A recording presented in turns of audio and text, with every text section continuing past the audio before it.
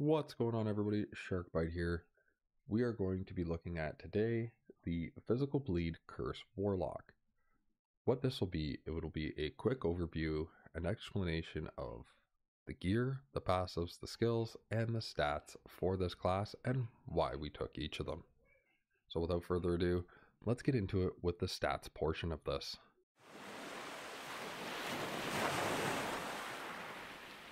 Just off of our intelligence alone, and it also boosts some of our skills. The vitality is important because it gives us not only health to survive, but also the necrotic resistance that it gives will be important when I showcase the helm later. Every piece of resistance here is above 75%, with our necrotic resistance being 572%. Like I said, that meshes well with our helm, because we get 1 ward per second per 3 uncapped necrotic resistance. Our health sits at a comfortable 2,977 with absolutely perfect gear. Now, with that being said, this gear does not need to be perfect. You can have literally the base unique on each piece and still rock empowered monoliths. Our health regen sits at 623 per second. Our movement speed is 70%, because we will have haste every time the debuff or the buff expires. 880 armor, 200 or 22% armor mitigation. Not that big, but we don't need it. Block chance is 20% because we are using a shield. Now the offenses here show that we have 32% cast speed, 1,993% increased physical damage, and what we have done with all of our skills have turned them physical. We have 991% increased curse damage.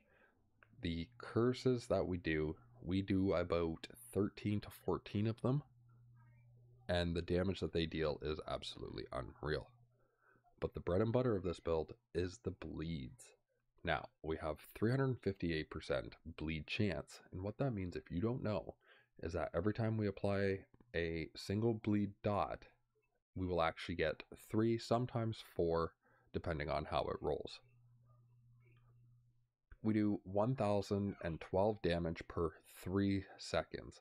So divide the 1,012 by 3, and we will be doing 335 damage per dot per second.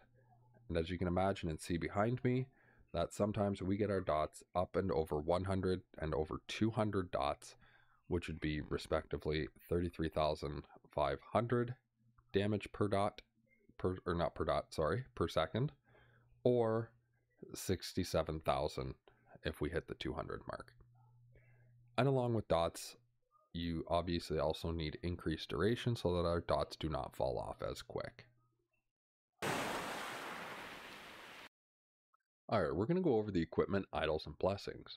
Every piece of equipment that you see here has been buffed with the build planner, and by no means do you need to have any of them into the legendary status. All uniques are perfectly fine. We're going to start with the Bone Clamor Barboot. What this does is it gives us 1 ward per second per 3% uncapped necrotic resistance, which is further buffed by its own necrotic resistance on the helm.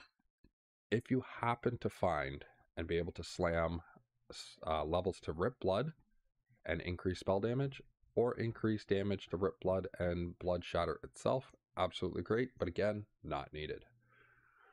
Pearls of the Swine is a new amulet that comes to us in 1.2, which gives us physical resistance and again, necrotic resistance, further buffing our ward. Bone Curse also inflicts Decrepify. This further buffs us because Decrepify is a curse which deals 200 physical damage over time in 10 seconds. And you gain 1% more damage per 5 of your missing health, which plays into Exsanguinous. And it also causes the target to take 15% more damage from our damage over time, which is what our bleeds will be doing. This also gives us increased physical damage itself, all resist, and vitality. Exsanguinous. Exsanguinous gives us our 20% of our current health lost per second, which buffs this. because of the 1% more damage per 5% missing health. And it also gives us 20% of our missing health gained as ward per second. And once we get into the skills portion of this and the passives, you'll see why immunity to bleed at low health is very important. Sinathra's Dying Breath Reforged. In 1.2, you are able to break down set items and place them on your own items. So what we have here is for the physical penetration and the curse damage and increased curse damage. If you can only find a purple, there's no specific unique for the weapon slot, but you want a one-handed mace or a scepter, preferably a scepter for leveling. You want spell damage, damage over time, and physical damage. Those are the only ones that you actually need to look for to boost this up. Flayer's Pride is an amazing shield because it gives us 91% chance to apply bleed on hit and physical penetration with bleed. What that means is our bleeds are going to hit higher because we are breaking through up to 39% of their physical defenses, along with the 39 health gained on kill. And as you can see in the video behind me, we kill a lot, and we kill a lot very fast. The plus 13 intelligence also helps us. Now, I chose 2 fonts of the Erased, mainly because we gain 1 ward on hit per 10 missing mana, 30% up to 30% of mana spent gained as ward, and the 10% increased health and mana. Now, ideally, these rings, you're not going to know what you're going to roll because they are completely random rolls from a set of affixes that can roll on a ring. So if you can get one with spell damage, perfect. If you can get one with damage over time, perfect. Physical damage, perfect. Any resistances help, especially with the rings. And the same goes with the swaddling of the Erased gloves. These are also Weaver gloves. But what we are looking for is the execute portion of it for the 17% up to 17% more spell damage at low health enemies. And then the up to 12% increased cast speed. The Blood of the Exile boots. They are wonderful because they increase our bleed duration. It's our only source of increased bleed duration. And the enemies also take up to 40% more physical ailment damage, which is our bleeds, to moving enemies. So as we are running through and they are chasing us, they are taking 40% more bleed damage. Orkirian's Petals is something that we get in the campaign. It is by the Rusted Lake, and you go in, you kill the flower monster, and it will always drop this with these rolls. And since all of our abilities are physical spell, the 89% increased physical spell is huge, and so is the 55% increased health regen, 34% stun chance with physical spells, crit chance, and cast speed. The belt here I chose because it gives us slots. For those uncertain times that we aren't gaining our ward, for some reason we're down in our health and we have no ward, because we are a low life build, it is awesome to have potions. It also gives us increased physical damage. On top of that, you can add physical damage to the belt in your modifiers and up to 60% mana regen and increased health. Now our idols. These can be whatever you want to be able to bring you up to par. So if you're lacking in certain resistances, you can use the idols to bring up those resistances. Some of the nicer ones that I have found are chance to apply bleed on hit and chance to apply bleed on hit with physical spell skills because that double dips. Mana efficiency with Soul Feast because there are a lot of times that we do spam Soul Feast. This one here also has a chance to wither on hit. Wither is another curse. And 75% increased spell damage while at low health. We are always at low health. Chance to apply bleed with resistance, ward retention and health for the small ones, damage over time, Increased damage over time, and increased chance to apply bleed on hit, because I believe the more we stack our bleeds, the more chances we have to stack our bleeds, the more damage we are going to do. The blessings I chose, I think there's 3 of them in here that are absolutely musts. That is the chance to apply frailty because it is a curse, chance to shred physical resistance because we do all physical damage, and 100% chance to apply bleed on hit. Everything else is whatever you feel you need. I myself put in unique drop rate in case I'm looking for an L3 or L4. Increased ring drop rate because everybody wants a red ring. Health because that will just help keep us alive and it gives us more ward. Scepter drop rate because we are going to be using a scepter end game. Or rather a mace end game, sorry. That needs to be changed to maces. Ailment shard drop because we deal with bleeds and we want bleeds on everything. Skill shard drop because this is very hard to get. +4 to level of Rip Blood. Unless it drops on an Exalted Helm, you're going to have to apply Rip Blood via the skill shards. So that is it for the gear, the idols, the blessings. Let's move on to the passives.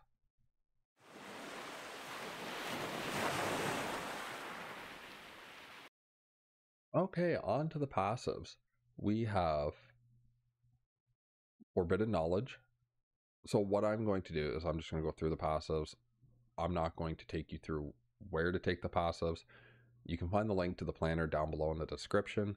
You can slide this slider and it'll tell you the order that I took them in, but that is by no means absolutely 100% in stone on how you should take them, but it is a guide to help guide you in the right direction. So, carrying on, we took Forbidden Knowledge for the necrotic resistance and the intelligence. Both of us, again, give us ward retention and ward. Blood Aura increases our damage.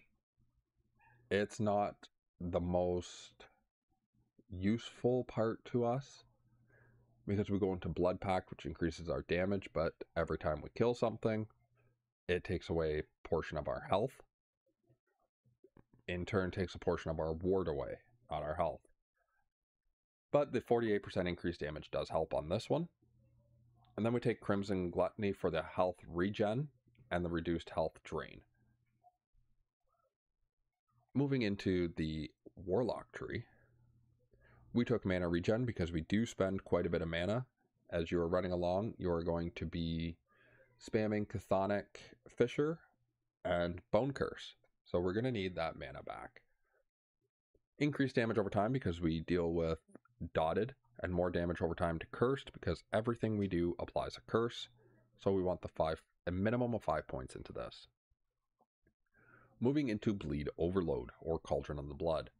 Bleed chance, again, more bleed chances, more dots.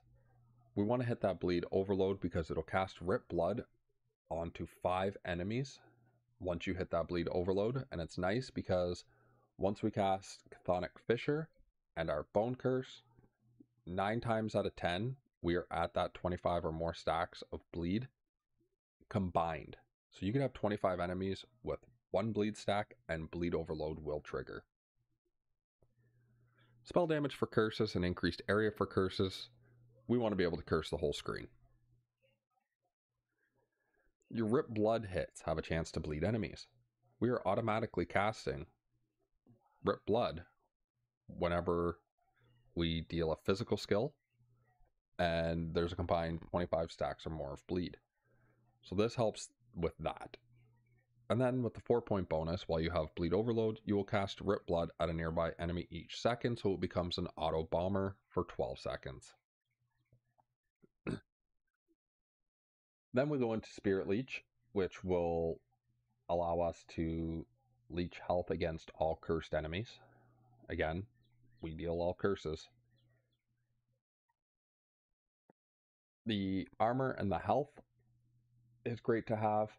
And then the 5-point bonus is where we stopped. And per unique curse on the attacker, when they hit us, we gain more armor. So we gain 3% more armor per curse on the target that hits us. So we generally have around anywhere from 10 to 15 curses, depending on how quick they die on the target. So that is roughly 30 to 45% more armor. Leading us into Dark Protections, which with the 5-point bonus, again where we stopped, less damage taken per curse on the target.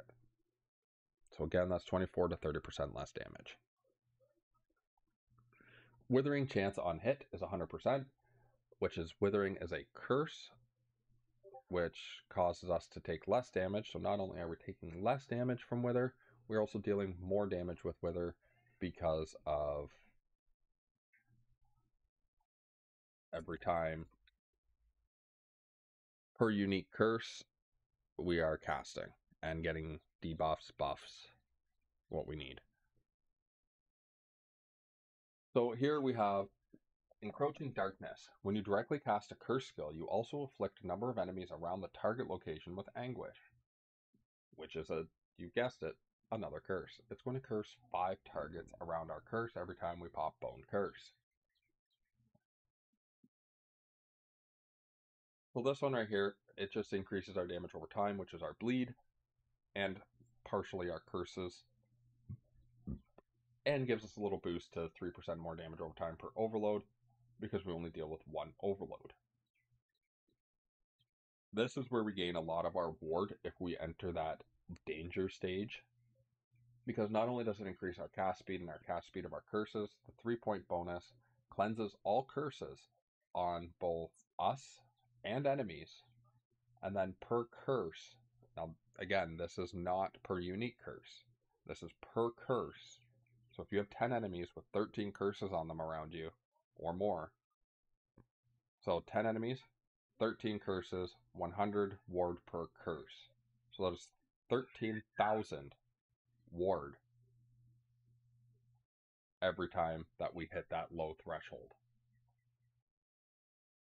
After that, we moved into the Lich. Actually, I believe it was around 50 points into Warlock. We moved into the Lich tree.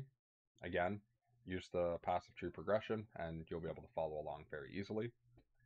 We took the spell damage as leeched as health because we love health leech, because not only do we want our ward, we want our health as well. We can double up on both. Since we were playing a low life build as well, the increased damage of 40%, but the effect is tripled at low life, and we are always at low life. That is a passive 120% increased damage. And then we just took this one to round everything off for an extra 56% bleed chance. That is it for the passives, and I will continue on with the skills next.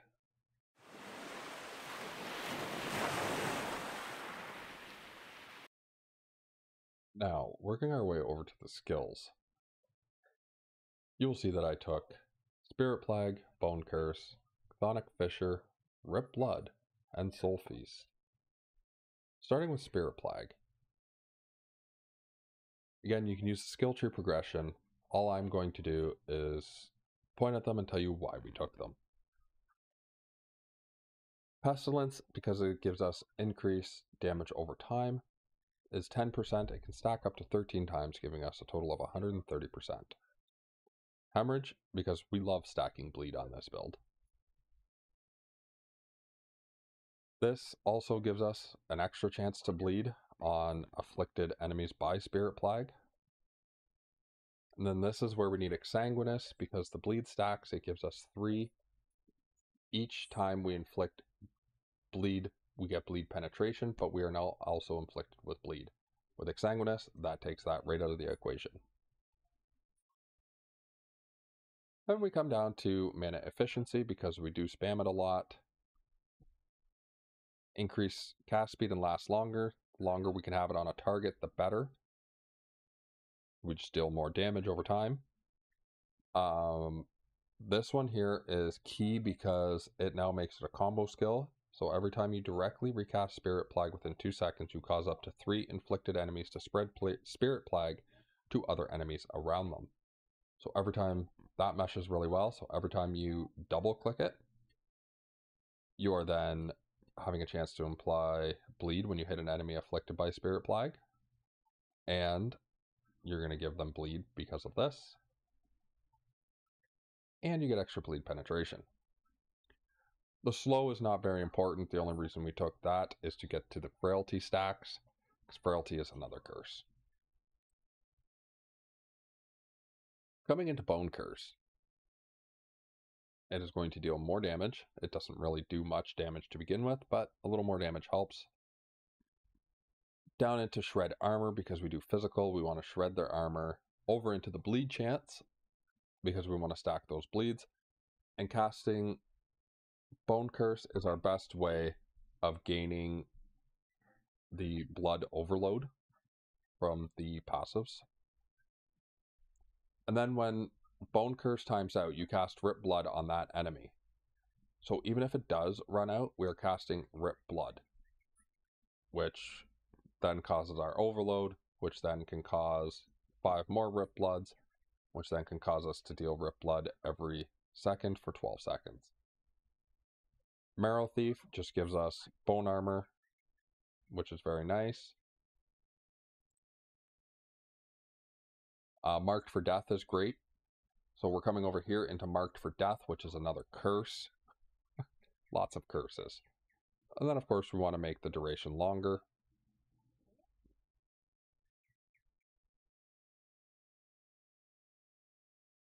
Now moving on to Cthonic Fissure. With this, we turn this into physical, and any Ignite chance for Cthonic Fissure turns into Bleed chance, which is why we come up with the damage node here, because the damage is going to be doubled if they are cursed. The Mantle of Flames gives us Ignite chance per second is increased by 400%.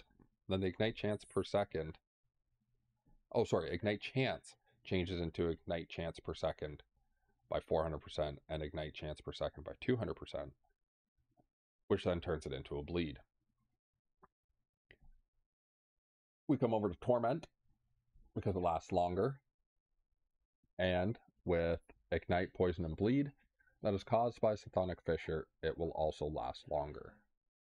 Torment deals more damage to bleeding enemies. More damage is absolutely great because it's damage over time. Cthonic Fissure costs less mana.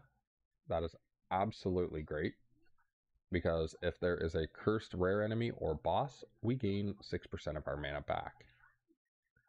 Then when tormented enemies die, they have a chance to release a spirit to inflict and torment another enemy. Again, that is up to 3 stacks of damned, which causes another curse on said target. We'll talk about Rip Blood here in a second. Soul Feast is great because it uses the curses to deal damage. And it gives us ward.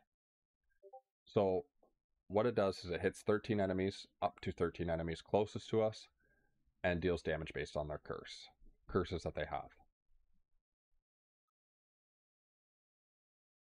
The Soul Fragments grant additional ward based on your intelligence. Again, we stacked intelligence to 90.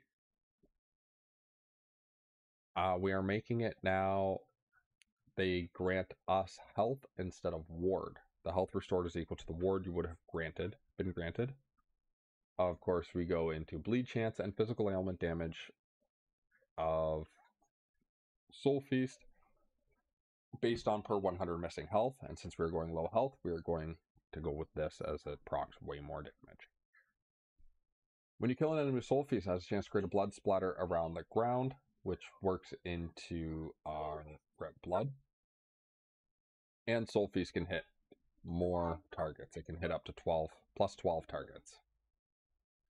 Blood Tether is interesting because it attaches to an enemy and it deals physical damage over time. But the caveat of that is 25% of the damage dealt is leached as health.